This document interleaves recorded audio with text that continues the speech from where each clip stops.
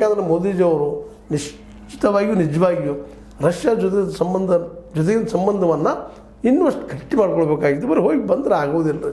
ಒಂದು ದೇಶಕ್ಕೆ ಹೋಗೋದು ನಾವು ಪ್ರವಾಸ ಮಾಡಿ ಬಂದಿದ್ದೆ, ಒಂದು ಏನು ಪಿಕ್ನಿಕ್ ಟೂರ್ ಮಾಡಿದಂಗೆ ಮಾಡಿದಾರೆ ಅಲ್ಲ. ಅಲ್ಲಿಯೇ ಅವ್ರು ಕೊಟ್ಟಂತ ನಾವು ನೋಡ್ರಿ, ನೀವು ಉಕ್ರೇನ್ ಯುದ್ಧದ ಸಂದರ್ಭದಲ್ಲಿ ಅಂತ ನಾವು ಸಾಕಷ್ಟು ಅಲ್ಲಿಯ ಈ ಕಚ್ಚಾ ಆಯಿಲನ್ನು ಕೊಟ್ಟರು, ಎಣ್ಣೆಯನ್ನು ಕೊಟ್ಟರು, ಡೀಸೆಲ್ ಇದೆಲ್ಲ ಕೊಟ್ಟರು ಅವರು. ಅದು ನಾವೇನು ಪ್ರತಿಯಾಗಿ ಅವ್ರಿಗೆ ಕೊಟ್ಟಿವಿ ಅನ್ನೋದನ್ನು ಗಮನಿಸಿದಾಗ ನಾವು 80,000 ಕೋಟಿ 1,00,000 ಕೋಟಿ ನಾವು ಲಾಭ ಮಾಡ್ಕೊಂಡ್ವಿ. ಅದರದ ರಿಫೈನ್ ಮಾಡಿ ಇನ್ನೊಂದು ದೇಶಕ್ಕೆ ಕಳಿಸಿ ಅದ್ರ ಬದಲಾಗಿ ನಾವು ರಷ್ಯಾಕ್ಕೆ ಏನು ಕೊಟ್ಟಿವಿ ಅನ್ನೋದು ನೋಡಿದಾಗ ಶೂನ್ಯದ ಅಲ್ಲೇ ವ್ಯವಹಾರ.